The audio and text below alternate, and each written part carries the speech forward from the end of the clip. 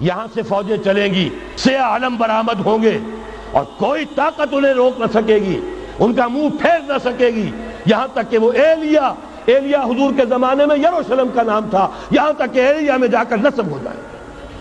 گویا کہ یہ جو ہمارے ہاتھ سے نکلا ہے قبضے سے، پہلے بھی عربوں کے ہاتھوں سے نکلا تھا بیت المقدس، یروشلم، عرب واپس نہیں لے سکے تھے۔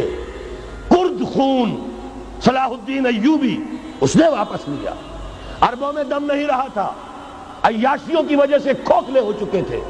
میں تجھ کو بتاتا ہوں تقدیر امم کیا ہے، شمشیر و سنا اول، طاؤس و رباب آخر۔ یہی وجہ ہے کہ تقریباً 20 صدی کے بعد ان کی حکومت ختم۔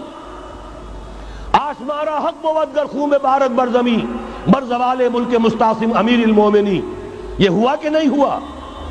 جبکہ آئے ہیں تاتاری ہورڈز، اور جنہوں نے کہ آخری خلیفہ بنو عباس اسے محل میں سے نکالا، ایک کھال کے اندر لپیٹ کر اور اپنے گھوڑوں کے سوؤں تلے کچل دیا۔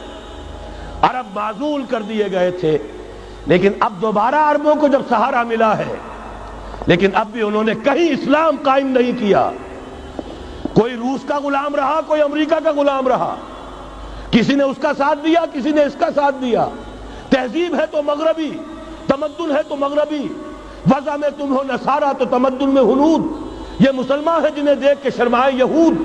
یہی معاملہ جب ان کا ہوا تو اب اللہ تعالیٰ کی طرف سے ان کے اوپر وہ عذاب کی بھٹی گرم ہونے والی ہے۔ لیکن اس کے بعد پھر یہاں سے جائیں گے وہ جو ان کی مدد کریں گے، اور یہ ایلیا کو واپس لینے والے یہ مشرق سے چلنے والے لشکر ہوں گے۔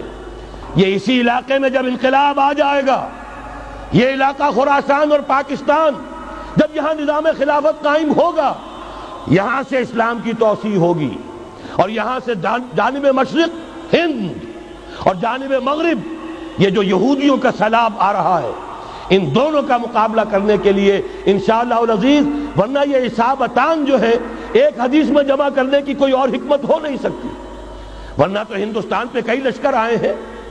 لیکن یہ کہ در حقیقت اسی وقت جبکہ عالم عرب میں وہ بھٹی دہکے گی، اسی وقت یہاں انقلاب آ چکا ہوگا۔